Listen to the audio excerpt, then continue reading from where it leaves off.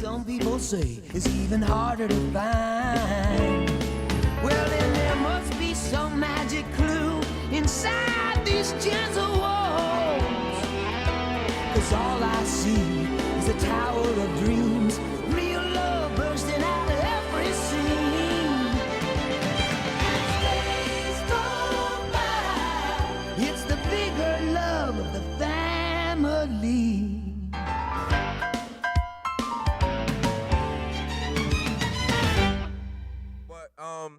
We're kicking off this new series, and I'm excited about it.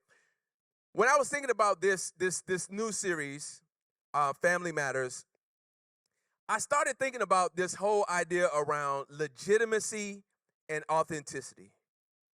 There are consistent arguments in our world around like what's legit and what isn't legit. Like what's real, what isn't real. Like real tensions. Like we argue back and forth about different things. We get on social media and go back and forth about different things. And we find this tension of like what's legit and what isn't legit in every aspect of our lives, in every aspect of our world, in every sphere of influence. In baseball right now, if you're a baseball fan, like one of the things is, are torpedo bats like legitimate? And people are questioning, like, should you be able to use those bats?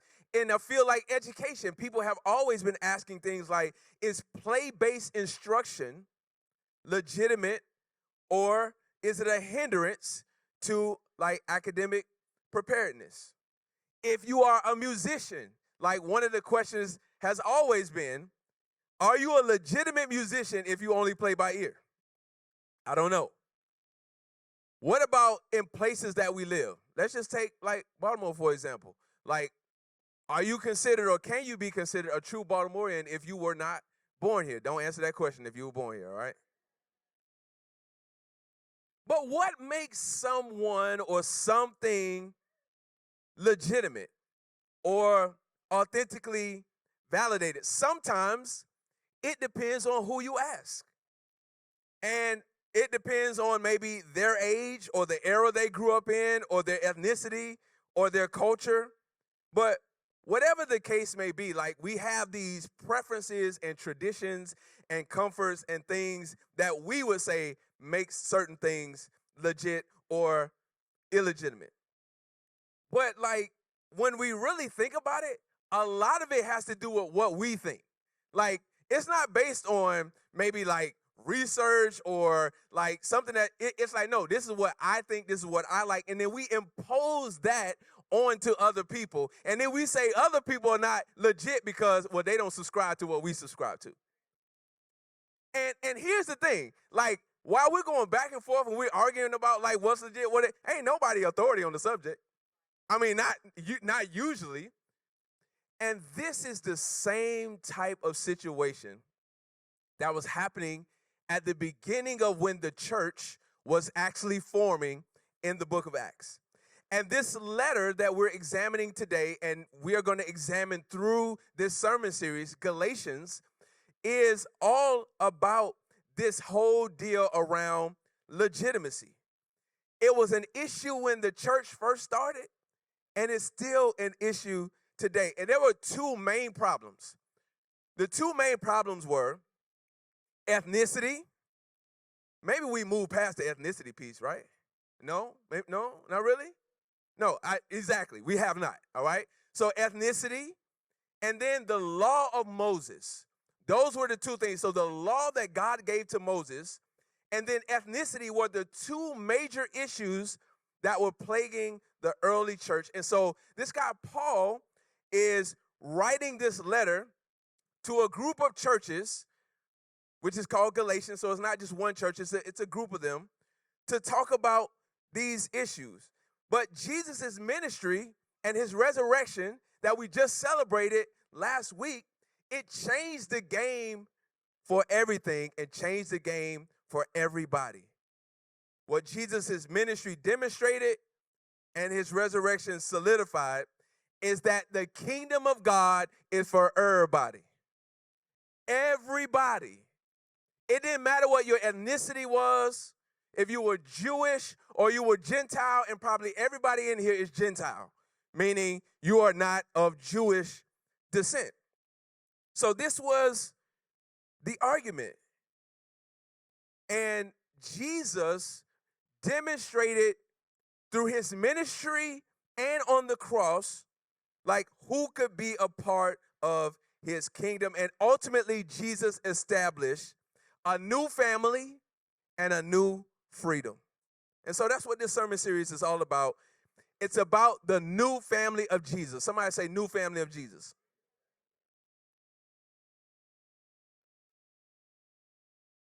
Paul, this apostle who's helping to establish churches, one of his roles was to make sure that people were not confused.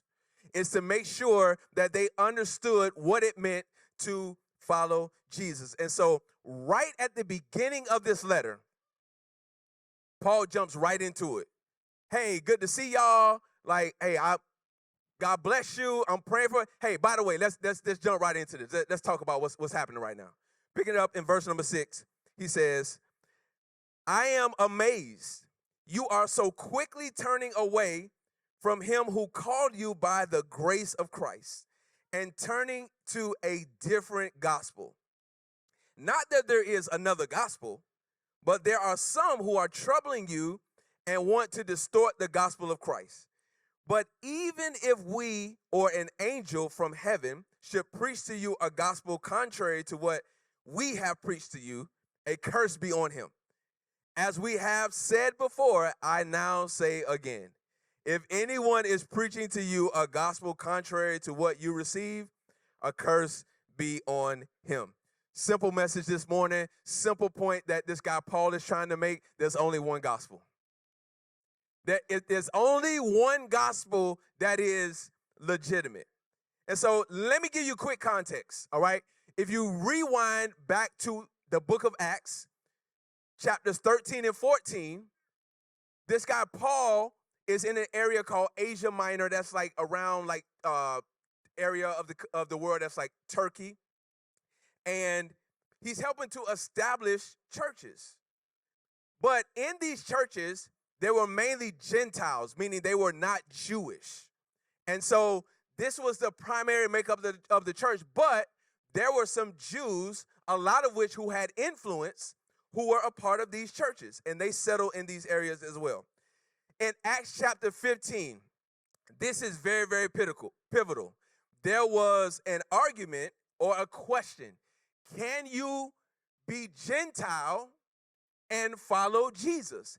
That was the question. Okay, Jesus did this work on the cross. He clearly says his kingdom is available to everybody. This was like such a huge shift. And so this was the question that they were asking. The answer to the question was, yes, you can be Gentile and follow Jesus.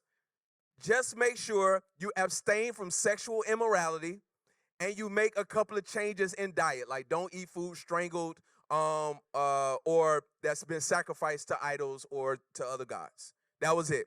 And then Peter, your boy Peter, all right? Now, I'm going to tell y'all something about Peter, all right? Peter, like, he has some stuff going on that we're going to talk about in Galatians. But Peter said, we shouldn't make it hard for people to follow Jesus. Let's not make it hard for them because we are saved by grace alone. Now, when Paul, who is Jewish, helped to establish the churches, this is what he taught them. Hey, listen, you ain't got to do all of this extra stuff. You need to have faith in Jesus. And we are justified by faith alone. But then there were some influential Jews, you know. They had a little influence, you know.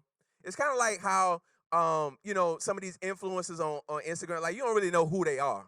But they got a bunch of followers and they got a bunch of stuff to say and they are like influencers, right? So you got these influencers who they call Judaizers who are like, hey, this guy Paul, nah, don't listen to Paul. Like Paul ain't legit. Paul is not legit. He don't know what he's talking about. You got to do the stuff that Moses said do. That's what you got to do. You know the person coming up to you telling, nah, that ain't how you do it. You got to do it like this, this, and this. Or it ain't legit, right? Some of y'all got friends like that. You don't even talk to them about certain stuff because you know if you do, they're going to tell you like, no, that ain't it. That's not the right way, which means you might need to question their friendship. But that's a whole separate sermon. So here's the thing. They said, here are the things. If you follow the law of Moses, for men, you had to be circumcised. So even if you weren't Jewish, you had to be circumcised.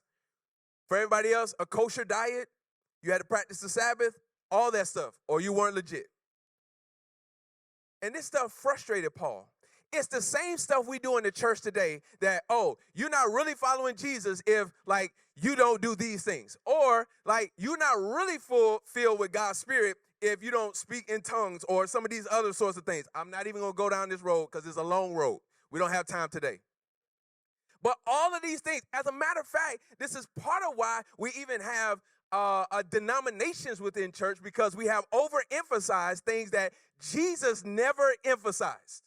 We have made things bigger than what they really are.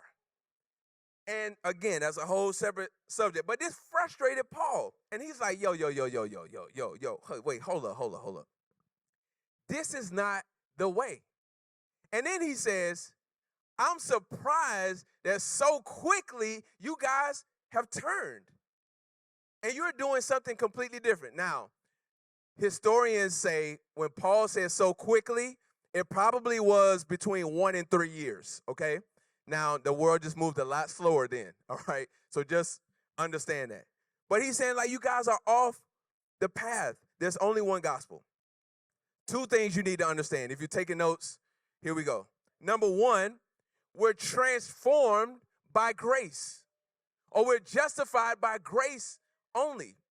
These influential Jews were trying to make people do stuff that they didn't have to do. And Paul said, this is a different gospel. As a matter of fact, that gospel doesn't even exist.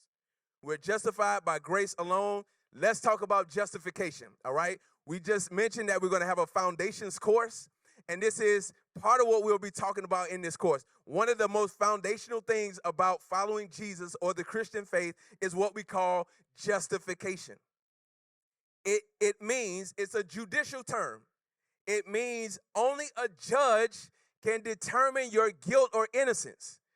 You can't walk up in the courtroom and tell the judge you're innocent or guilty. Or the judge has to pronounce that. And so Jesus' work on the cross pronounced us not guilty. Period. And Paul covers this extensively when he's writing to Jesus' followers in Rome. Only God can justify the ungodly and make one righteous, and God has justified us by the grace of Christ. What is the grace of Christ? I want y'all to hear this, all right? I love this simple way of thinking about grace. Grace is simply getting what you don't deserve. That's what it is. And the flip side of grace is mercy, and that's not getting what you do deserve. I'm going to say that again. Grace is getting what you don't deserve. That's grace. Mercy is not getting what you do deserve. And that is what Jesus did on the cross for us. He paid the penalty for sin for us, which was the grace of Christ, thereby also giving us mercy, because we are not getting what we deserve, because the wages or the price or the cost of sin is death. But the gift or the grace of God is eternal life. You know what else this means? This means that justification is a blessing that Jesus pronounced on us. That's what it means.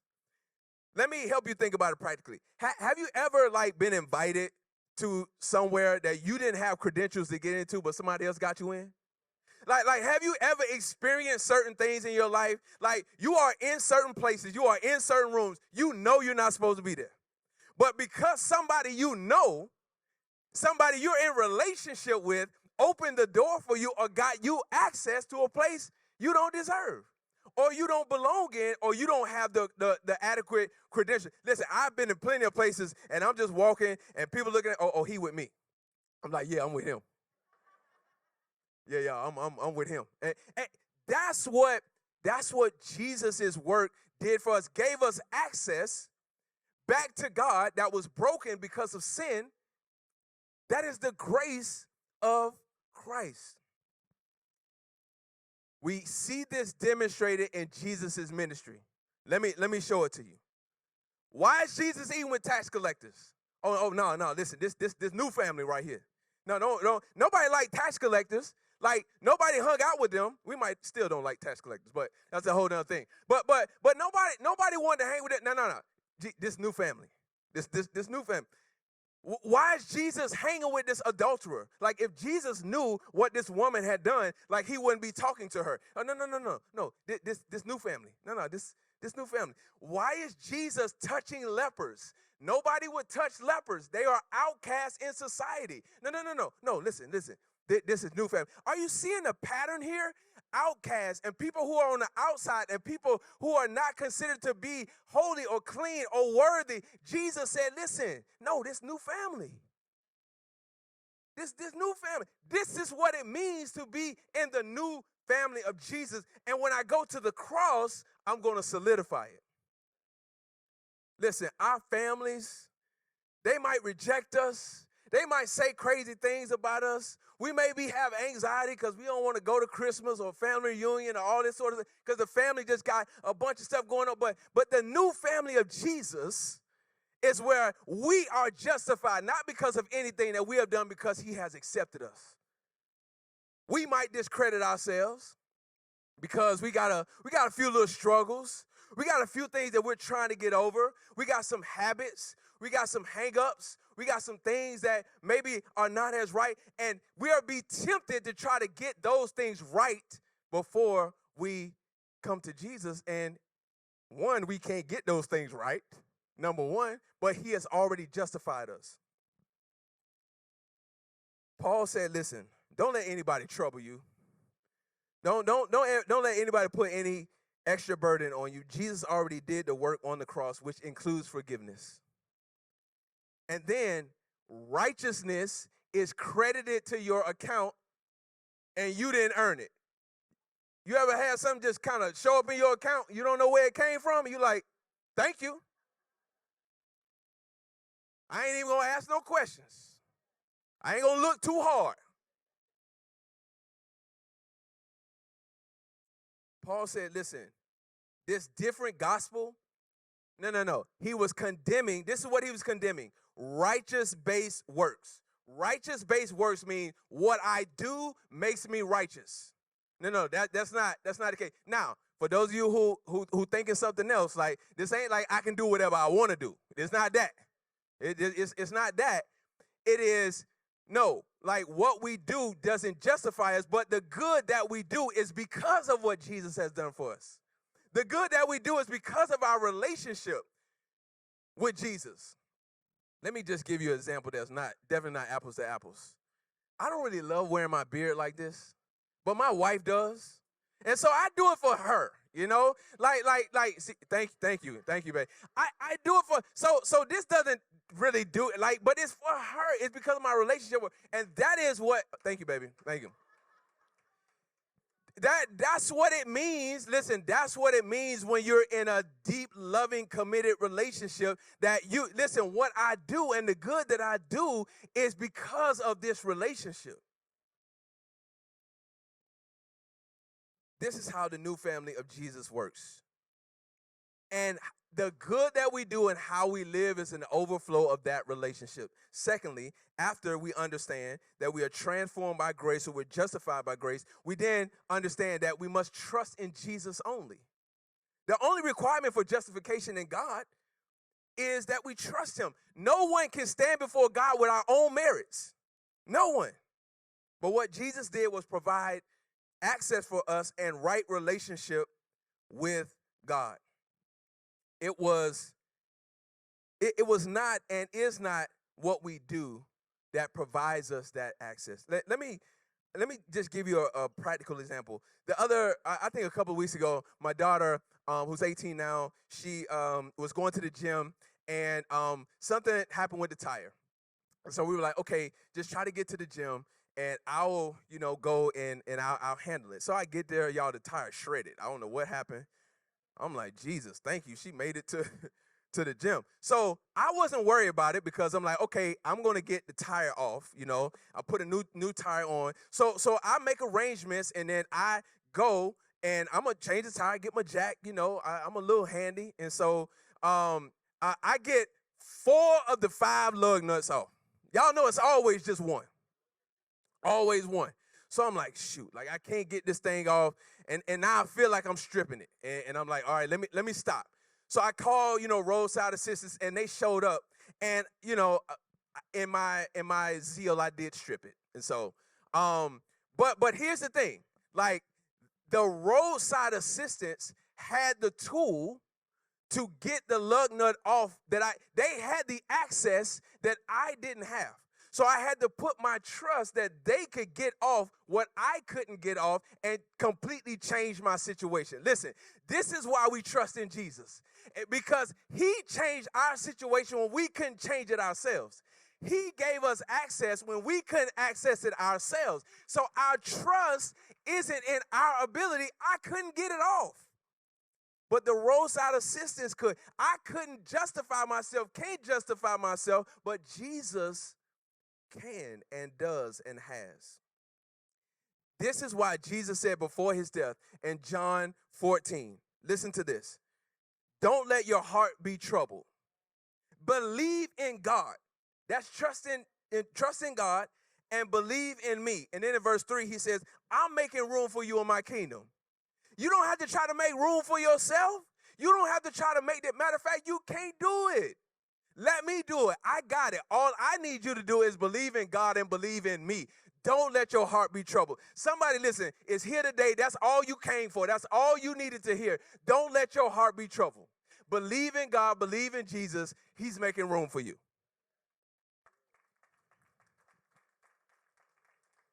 Listen, we got to put our faith and trust in Jesus, not tradition, not rituals, not what mama and them saying, not what your cousin who never know what they talking about saying, not what somebody on Instagram you don't even know saying. We need to put our trust in Jesus. Let me see if I can land the plane for us like this. I wish that all of y'all were here when we had our Good Friday service to hear the testimony of our sister Jen Sheriff. Jen, there's Jen right there. Wave your hand, Jen. Listen, what Jen shared was so beautiful.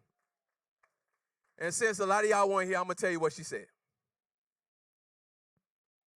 Part of her story is a failed marriage, and at the time, maybe a failed hope in having a family. But she said she held on to this promise in Psalm 68 that God sets the lonely in families. So God takes those who are lonely and sets them in families, in new families. This is what God does. And so then Jen's story is such a beautiful imagery of love and redemption and adoption and reconciliation, because she went on to adopt 2 beautiful daughters from South Africa.